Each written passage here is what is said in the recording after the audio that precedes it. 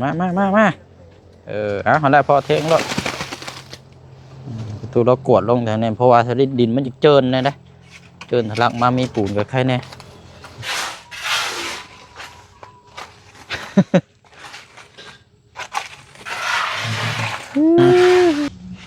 เจอเดิมฮึบ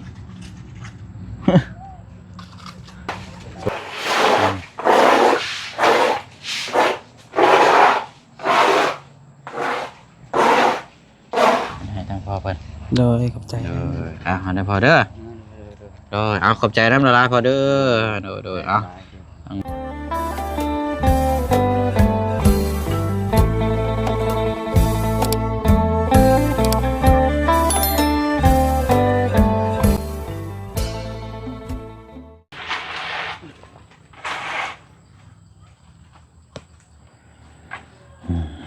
เป็นยังเนาะวันเวลาผ่านไปก็เกือบ2 ชั่วโมงเนาะกลับเข้ามาโอ้เรียบร้อยแล้วบัดนี้เป็นยังไงเนาะเสมอคักงามปานยังโอ้รถน้อร้อยแล้วนั่นรถน้อยแล้วนี่เต็มชิญูแล้วบัดนี้เนาะหมุนติ้วอยู่นี่แล้วบัดนี้โอ้คุณพี่น้อยเนาะกำลังปัดกำลังปาดอยู่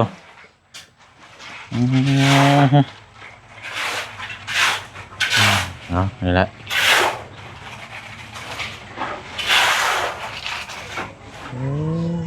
งามพี่น้องเนาะ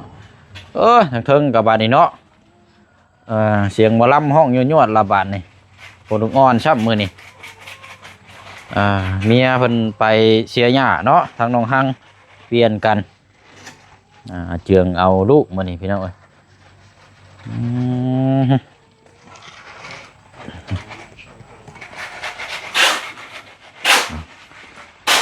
ปูนเท่านี้กันอาจจะอันนี้พี่น้องเอ้ยมันเวือกระเดือน้อยนึงนะเนาะเดือบลายเนาะพลักน้อยเท่านี้ยันนอนแล้วพี่น้องยันสลบแล้วเบิ่งนี่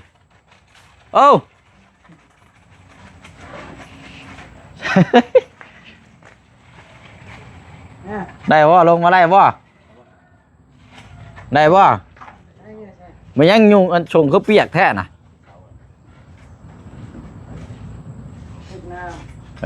นึกว่าเหี่ยวแตกนะเอาดีๆเด้อดีๆเด้อโอ้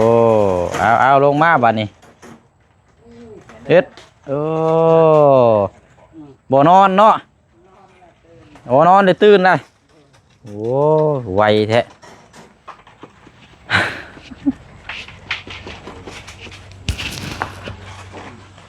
เป็นไงเด้อตบจากบาทก่อนเบิ่งเนาะคือว่าสีคึมเนาะมาแต่บ้านสะเทิมกินนี่ฝนตกตกแห้งเดือบอยู่ได้มันเข้ามาพี่บันห้อนซื่อๆเนาะว่าแล้วแถวนั้นมันไกลภูเนี่ยใช่ไปทางไหนล่ะเบิ่งเด้อเหยียบผากห้อยไว้เลยฮะไปเอารถมายู่ได้บาทนี่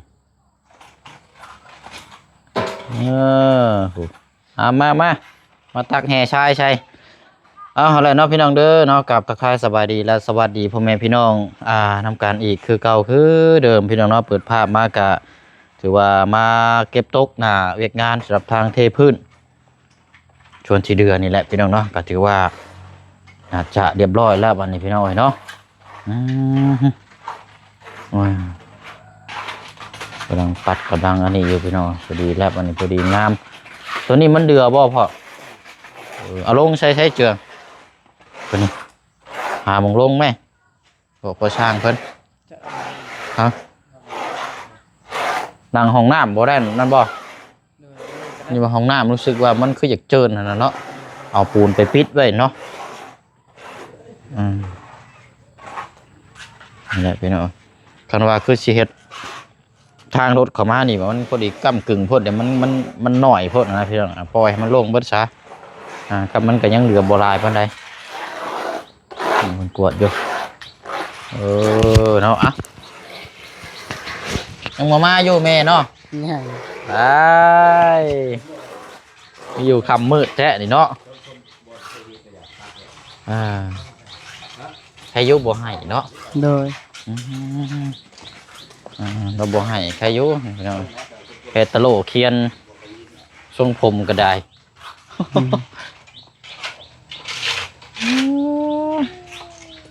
โอ้เอารถล่อมาเตรียมชิญูได้ได้นี่เตรียมชีประเดิมได้ได้นี่ประเดิมเดินไม่ได้ได้นี่บัดนี่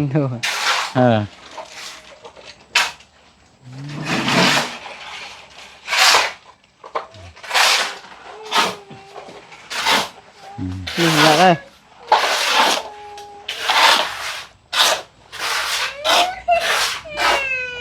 ไหนอ่ะนะอ้าวน่ะอ้าว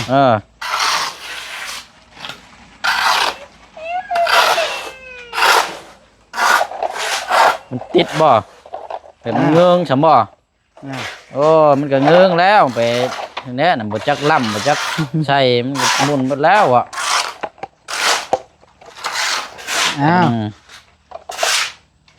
ได้แล้วโอ้ยเนาะรถเบี้ยวเอาเฮ็ดประเดิมเดินไม่เลยยับเอ็ดเอาไปแน่พอดีเลยวันนี้เนาะพอดีงามพี่น้องพอดีเสมอกันเดี๋ยวนี้น้อยนึงเนาะพี่ละยางมาลงที่ก็ได้จ้ะหามองลงมันยังเสื้อผ้ามันก็ตกไปนั่นมันเก็บขึ้นเนี่ยเสื้อผ้าหน้าแพร่พี่ก็ได้พอนี่มาลงนี่ก็ได้นี่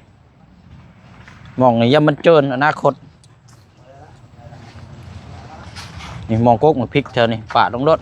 เอ็ดยาแม่ประตูเสียนั่นน่ะยามาแม่มาเขาได้พอเทงรถประตูเรากวดลงแต่เนี่ยเพราะว่าสลิดดินมันจะเจินเนี่ยนะเจินทะลักมามีปูนกับใครเนี่ยเขียนลงไปเท่านั้นแหละลดไปพอดีแหละ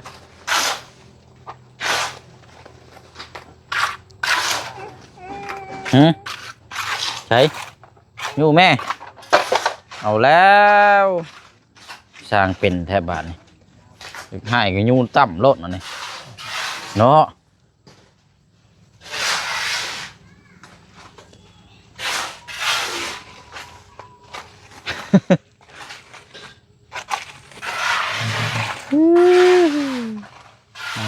มารถมาอีกแล้วฮะเอามาแ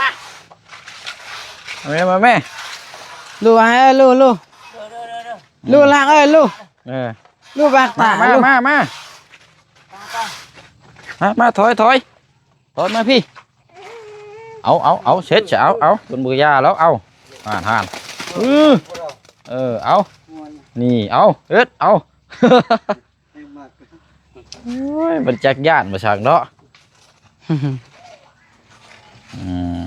ให้มันแถวนี้แหละเพราะว่าเขาบ่มีดินถมแหละกันสิถมมันกับพอดีก้ำกึ่งดินฟังนั่นมันก็เป็นดินของเขาเจ้าเนาะ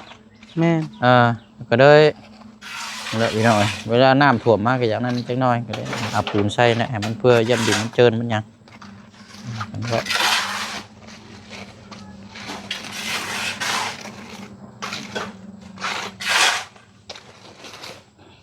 ลูกหลักลูกมาแม่ใกล้ประตูแม่มันเฮ็ดเวียกนะเยอะไปยู่ประเดิมเลื่อนไม้ไปประเดิมไปไปฝากห้อยอยู่ค่ะเยอะ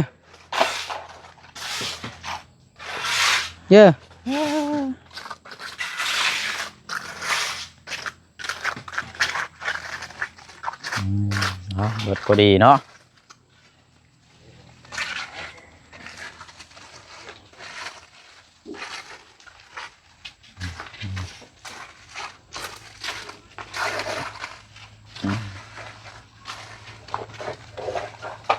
มาละ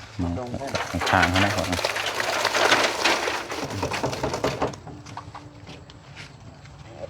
ส่งเอาไว้นะเอาเก็บไว้นะ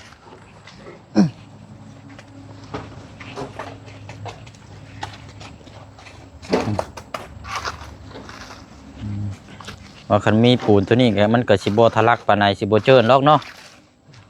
สิกันไว้แน่จังน้อยละ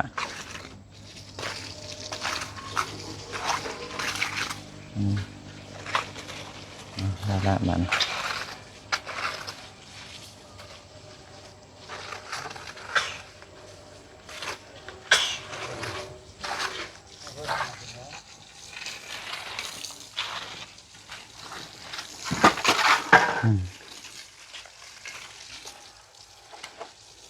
ล้อเจ้านั่นตีนแตกได้ โดย ตีนรุดออกเลยอยู่เพื่อนแม่น้องเอิงกู โดย แต่ว่าเดี๋ยวอ้ายสิเอา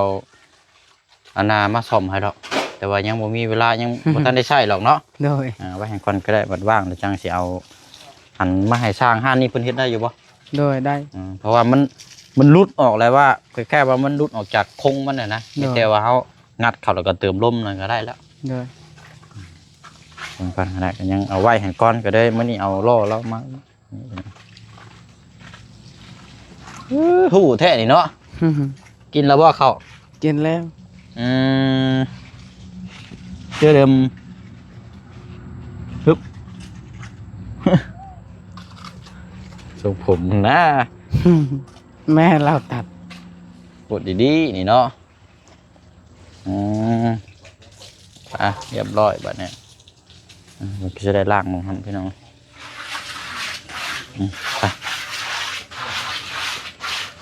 ไปเรียบร้อยเนาะทางขึ้นแล้วนะ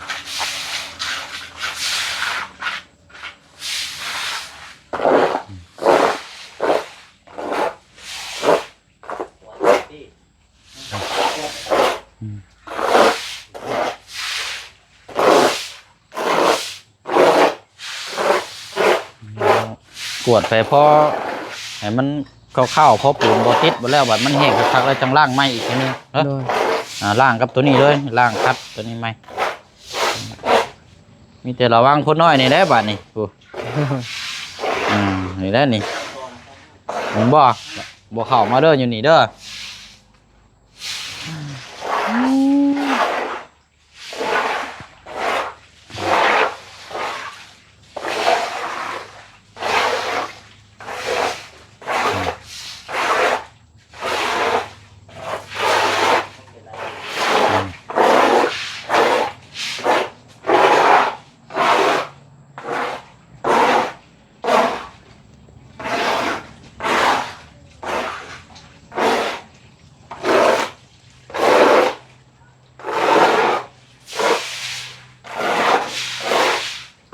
โอ้เนาะคักแล้วบาดนี่งามเลยบาดนี่กันปัดกำลังเป่าอยู่คนละ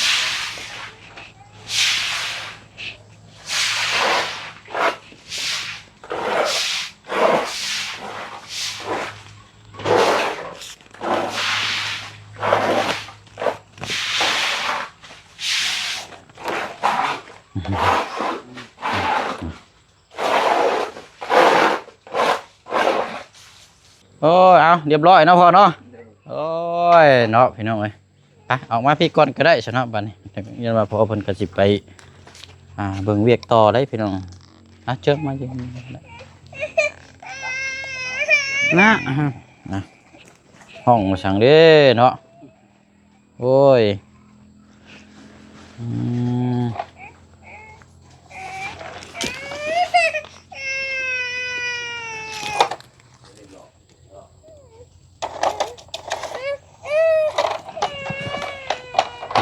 เนาะบูถึกใจแล้วยากแล้วแบบนี้เนาะต้องว่ากันพี่น้องเนาะสะพอมามีคนก็ได้พอโอเคเนาะพี่น้องเดี๋ยวไปเชิญกระสีเจิ้งมายืนอยู่ข้างๆนี่ก่อนก็ได้ยืนอยู่นี่แหละเนาะเป็นตัวแทนน้ำกันนั่นแหละพี่น้องแล้วเรียบร้อยแล้วก็ถือว่าเป็นงานจ็อบแล้วก็อยู่ในช่วงที่กำลังรอไฟทางบ้านแม่น้องอึ้งพี่น้องเนาะคันเชื่อว่าก็แปลว่าทางนั้น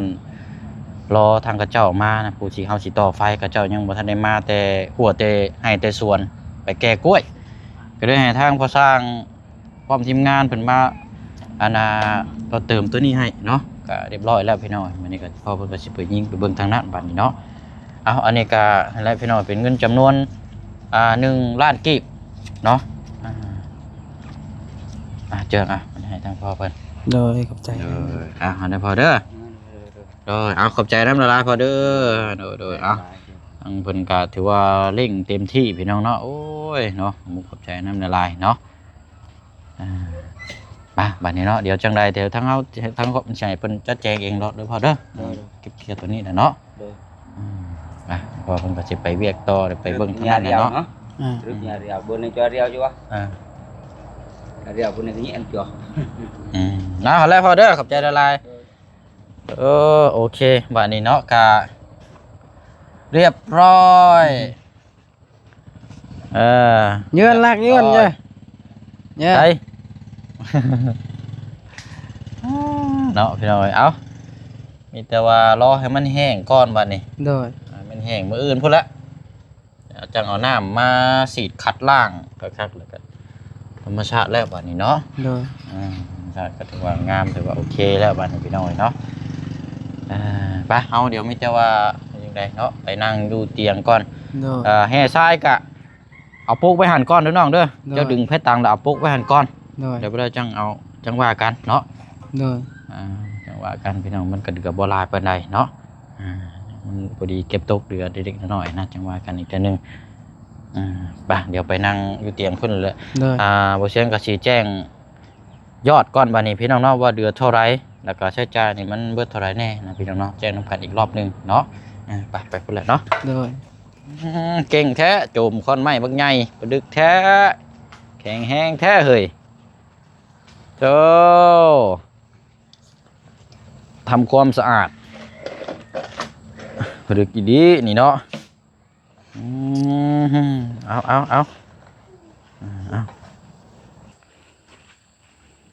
าโอ้เนาะจากควมเนาะหมองเปียกกับบ่ย่างไปเนาะเอาห่วงห้ามกันเด้อแถวนี้เด้อนี่อันนี้น้ำปูนนี่จังน้อยจังให้ล่างตีนแล้วก็จังขึ้นไปนั่งอยู่เทิงก้อนโดยเพราะว่าปูนมันยังบ่ทันแห้งปานใดพี่น้องอันนี้แหละเนี่ยโอเคนะ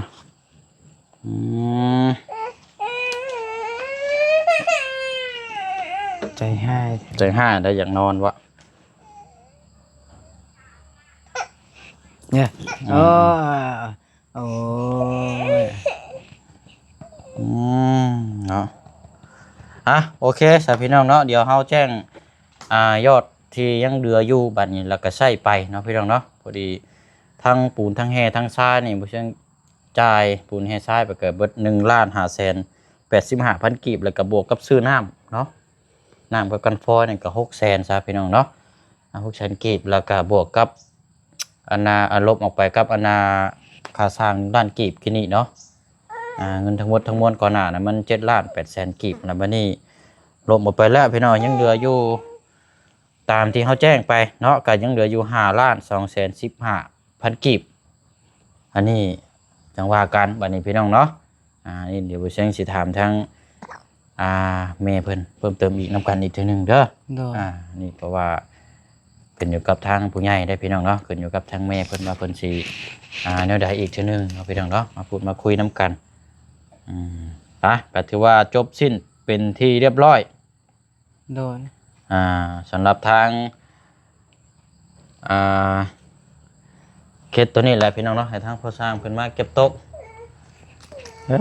ใช่อยากนอนบ่มาดุงกอมนอนมาเครียดกับอยากนอนนี่นะเนาะน่ากระเตือนนอนแล้วยันวะโอ้อันนี้ได้ใช่บ่ได้เครียดบ่ทางนี้กันทางนี้บ่แล้วได้ทางนี้เนาะกินข้าวแล้วก็เล่นบ่ได้หายเอาลูกเปลี่ยนกันเรากับพี่น้องเนาะทางอาเจืองโดยโอ้มองถึงคักแล้วบัดนี้รถน้อยเราชิ่งบัดมันแห้งแล้วจังเอาน้ำล้างเนาะโดยคักแล้วพี่น้องแต่ว่าพอดีพองามโอ้น้องหังมานี่โตกใจแล้วเราเนาะโตมันยังนี่สิว่าได้หายิ้มปิเปื่อยแล้วถ้าว่ายังให้ดีสุดบัดนี้เนาะโดยมีแต่แก้ปัญหาทางเข้าหันโดยหาดินมาถมตัวนั้นให้น้ำมันทะลักลงห้วยตัวน่ะ โดย มันจังบ่ไหลเข้ามาเฮือนเจ้า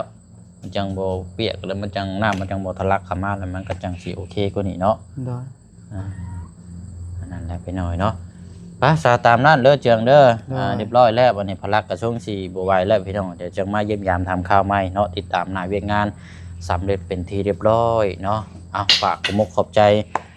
ทางแม่เพ็ญอีกคือเก่าเนาะแล้วก็ทางพี่ใจดีเนาะ โดย เพราะว่าเพิ่นชวนร่วมน้ำกันยอดที่เหลือก่อนหน้าหั่นแหละเนาะ โดย อะไรเจียมเด้อ โดยขอบใจทางแม่เพ็ญหลายๆเด้อที่มาสดซอย แล้วก็พี่ใจดีแล้วก็เอ้ยใจดีและผู้ใหญ่ใจบุญถือว่าขอบใจหลายๆขอให้แม่เพ็ญอยู่ดีมีแฮ อ้าวเพื่อทางน้องให้ละบาด ให้อยู่ หมดแล้ว ดีมีแฮง เอาได้เนาะ เป็นที่สุขทางกายสบายทางกายนอนหลับได้บ่ได้แล้ว จะไปหนีบคอแล้วเหรอวะ บ่ เอานางเบิ่งเอาจะ เรา ว่า ให้ ไหม ยืนให้ยืน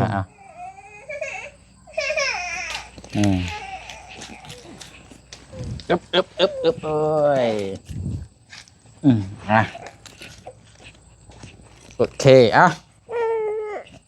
ให้นอนบ่จะยังนอนบ่นอนเนาะนอนดูบ่นอนดูน้อยบ่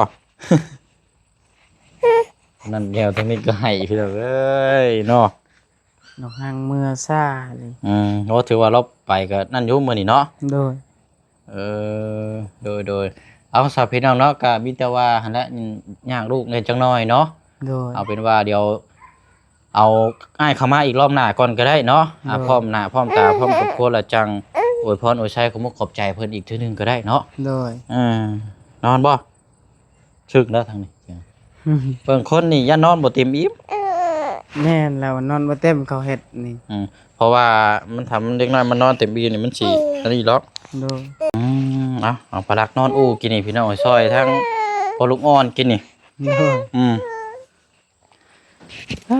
ทั้งสิบไหวแล้วทั้งนี้กันเนาะ โดย กูนอนดูแล้วดูเนาะโอ้เอาละเจิงเคลียร์เลยทางนั้นไปเลย โดยว้าย เอาแต่กล้องให้เราเล่นก็ได้ฮะ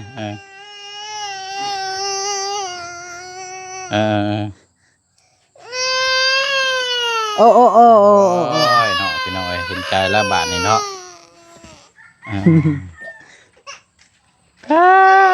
เนาะเอานั่นแหละเราลองกอดก่อนก็ได้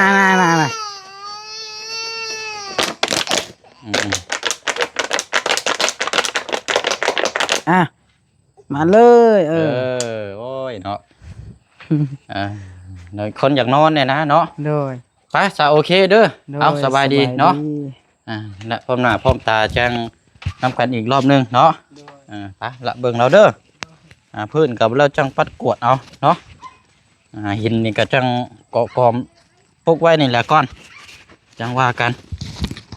ไปเนาะลำลาก่อนเด้อพี่น้องเนาะน้ำกันเบิดสุขูสุคนสำเร็จเป็นที่เรียบร้อยเนาะ